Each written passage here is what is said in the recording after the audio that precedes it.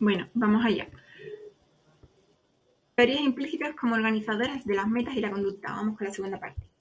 Blow y Coles proponen un modelo motivacional centrado en cómo las diferentes teorías implícitas sobre los atributos propios orientan a distintas metas, produciendo respuestas cognitivas, afectivas y conductuales. Teorías implícitas sobre los atributos propios. En concreto, hay dos teorías implícitas o autoteorías que versan sobre la maleabilidad o posibilidad de cambio de los atributos propios, inteligencia, personalidad o carácter moral. Hay personas que creen que estos atributos no se pueden cambiar, se poseen en una cantidad fija, es decir, tienen una teoría implícita de entidad. Otros piensan que se puede cambiar. Teoría implícita incremental. Son variables de diferenciación individual que pueden cambiar si a la persona se le persuade, por ejemplo, mostrándoles artículos científicos que defienden una u otra teoría. El 40% cree que en una teoría implícita de entidad o cree que en una teoría implícita incremental y el 20% no se decanta por ninguna. También es común que las personas muestren diferentes teorías en distintos dominios. Por ejemplo, la inteligencia se puede cambiar, pero la personalidad es fija. Ejemplo en las teorías implícitas sobre las metas y la conducta. Según Dweck, estas teorías implícitas guían la elección de metas. La teoría de entidad orientan a metas de juicio, donde se valida el atributo que es la inteligencia-personalidad. Las metas de juicio son metas de rendimiento en el dominio del logro y su objetivo es conseguir juicios favorables y evitar los desfavorables. En el dominio del logro, las personas con metas de rendimiento prestan particular atención al feedback del profesor o rendimiento de los compañeros para evaluar su capacidad. Las personas con metas de rendimiento creen que la inteligencia es fija y quieren validar o medir su capacidad con su rendimiento. El fracaso indicaría baja capacidad. Con metas de rendimiento se percibe el fracaso como índice de baja competencia y responden con un patrón de indefensión. Expresiones espontáneas sobre la baja capacidad y expectativas negativas y efecto negativo, con deterioro de las estrategias de solución de problemas. Las teorías incrementales orientan a metas de desarrollo, persiguiendo desarrollar el atributo, adquirir nuevas capacidades y conocimiento. Las metas de desarrollo son metas de aprendizaje en el dominio del logro y buscan el desarrollo de la propia competencia. En el dominio del logro, las personas con metas de aprendizaje prestan más atención a aspectos que les permiten mejorar sus habilidades, instrucciones o pistas. Ante una meta de aprendizaje, el fracaso es probable que se pueda ver como información útil para aprender sobre la efectividad de la estrategia y como oportunidad de mejora. Con metas de aprendizaje se ve el fracaso como una oportunidad de mejora y se responde con un patrón de maestría o dominio. Expresiones espontáneas sobre pensamientos constructivos y expectativas positivas, afecto positivo e incremento en la generación y uso de estrategias de afrontamiento. La maestría o dominio se asocia a mayor rendimiento académico.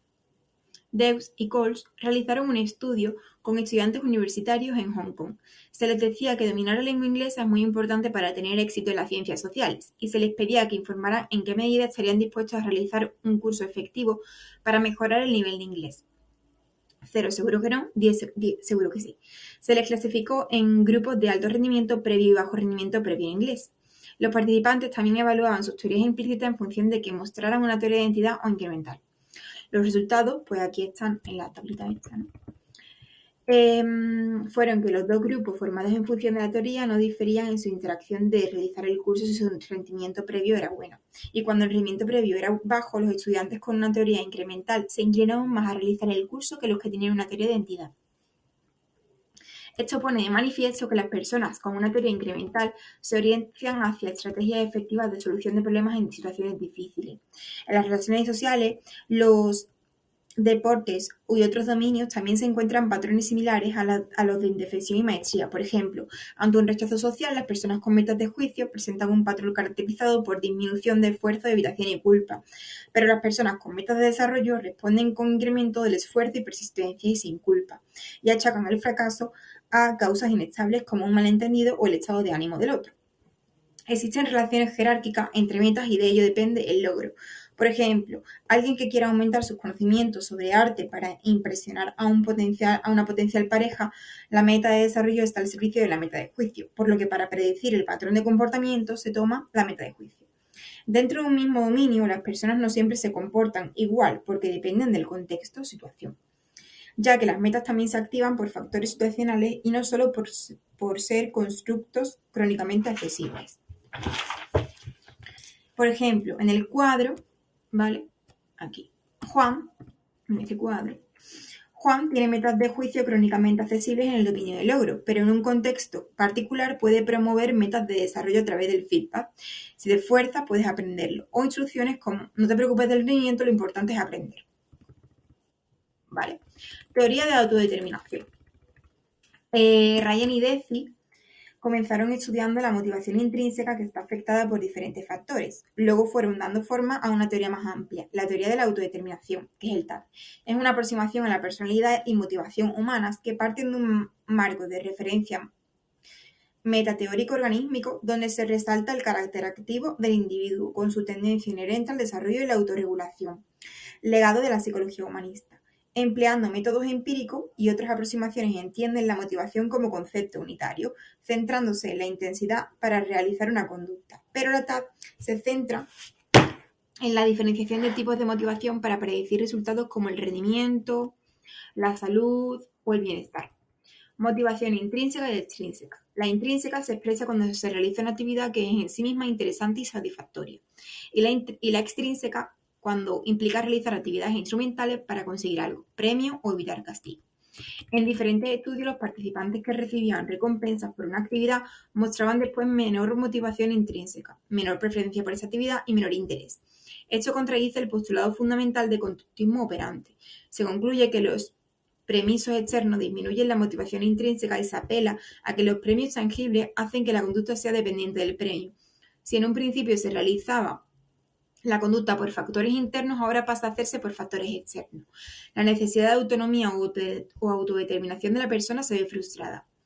Aunque en estudios posteriores se ha dicho que no todos los eventos externos hacen disminuir la motivación intrínseca, por ejemplo, el feedback positivo los aumenta, ¿no? Los autores concluyen que todo lo que afirme la necesidad o sentido de competencia, además de la autonomía, incrementa la motivación intrínseca. Otros estudios han descubierto que la motivación intrínseca disminuye cuando se da tiempo límite. Se imponen metas, se somete a vigilancia o existe competición o juicios de evaluación, ya que disminuye el sentido de autonomía. Pero si se da a escoger entre actividades o cómo llevarla a cabo, aumenta la motivación intrínseca, ya que se promueve la percepción de causalidad interna, que es la satisfacción de la autonomía. El feedback positivo puede disminuir la motivación intrínseca si se expresa mediante un lenguaje controlador. Hiciste lo que debías, o promueve que las personas no se sienten responsables de sus rendimientos, sino autonomía. Si se ofrece un premio que apoya el sentido de la autonomía, no disminuye la motivación intrínseca. También afecta la motivación extrínseca al grado de seguridad de las relaciones. En la infancia, la motivación intrínseca se manifiesta a través de la conducta exploratoria, favorecida por un apego seguro. La TAD considera que el adulto también manifestará mayor motivación intrínseca en contexto con base de seguridad de las relaciones. En resumen, según la TAD, tendrán efecto positivo en la motivación intrínseca. Todo lo que apoye la competencia, que es el feedback positivo y retos óptimos, y la autonomía o autodeterminación, que es la posibilidad de elegir, la ausencia de control externo o premio, y las relaciones seguras. Cabe resaltar que las actividades motivadas intrínsecamente son una expresión de la tendencia innata del organismo a actualizar su funcionamiento y autorregularse.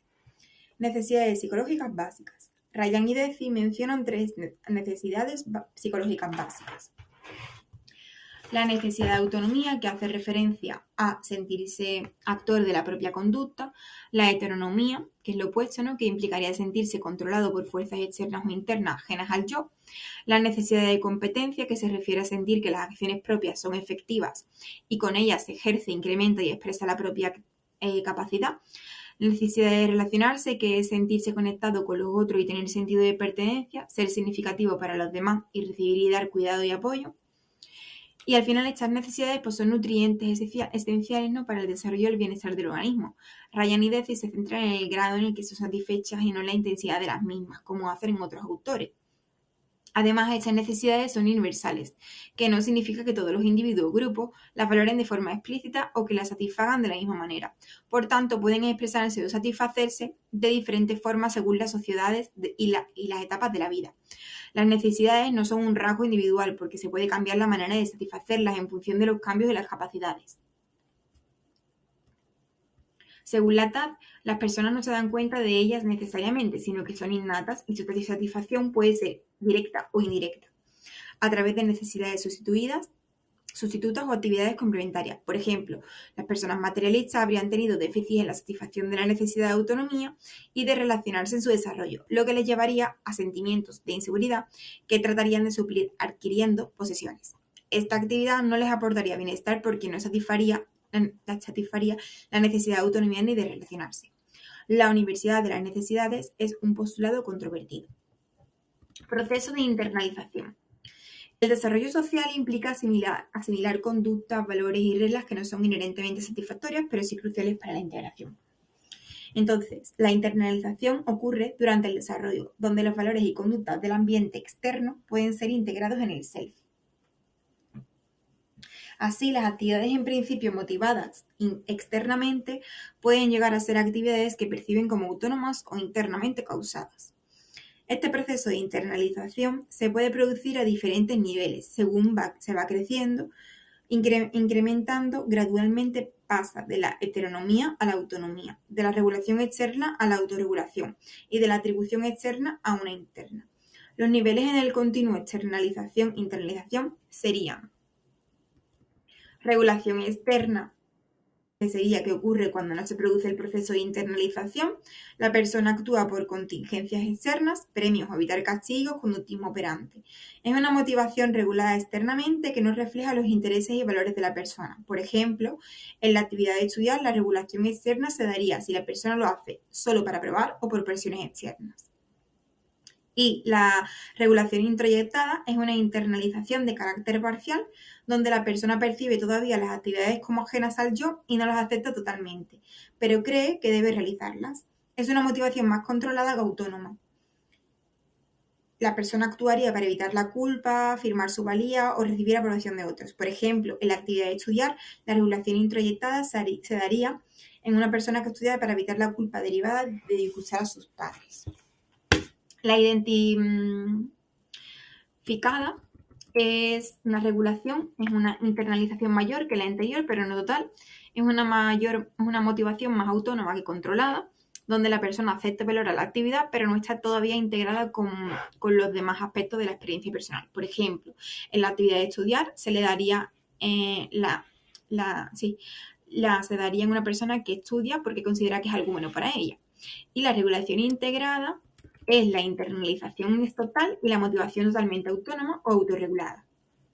La actividad es valorada y totalmente congruente con las metas y valores. Por ejemplo, en la actividad de estudiar, la regulación integrada se mostraría en una persona que valora lo que implica el estudiar y además se integra con los demás valores personales. ¿Vale?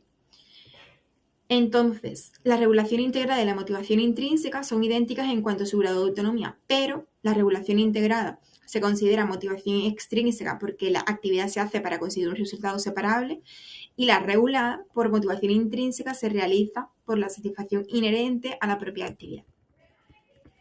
Tenemos aquí este cuadro, ¿vale? Donde la TAD asume que las personas tienden a internalizar valores y conductas mostradas por otros individuos importantes para ellas, con quienes desean estar conectadas. El proceso de internalización podrá culminar en la integración, pero solo en la medida en que se consigan satisfacer las necesidades básicas. Los ambientes que les apoyen harán que la persona acepte sus valores y los internalizará de forma integrada. Los ambientes que no la satisfagan solo consideran que se internalizan como mucho de forma introyectada. Así, el proceso de internalización está determinado por la satisfacción de las necesidades psicológicas básicas.